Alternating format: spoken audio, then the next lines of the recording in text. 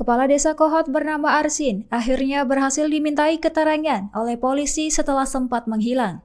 Nama Arsin menjadi sorotan publik seusai viral kasus proyek bakar laut di Tangerang. Ia disorot lantaran memiliki kendaraan mewah yang diduga terkait dengan kasus bakar laut tersebut. Setelah kasus ini mencuat, Arsin sempat sulit ditemukan hingga membuat banyak pihak bingung mencarinya. Kuasa hukumnya Yuniar bahkan mengaku tidak mengetahui keberadaan kliennya. Namun Direktur Tindak Pidana Umum Barreskrim Polri, Brigjen Juhandani Raharjo, menyatakan telah memeriksa Arsin sebagai saksi. Dari pemeriksaan ditemukan dugaan Arsin menggunakan surat palsu untuk permohonan hak tanah. Polisi juga menemukan peran pihak lain yang membantu dalam kasus tersebut.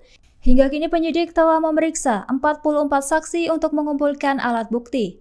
Lebih lanjut, gelar perkara akan dilakukan untuk menentukan tersangka dalam kasus tersebut.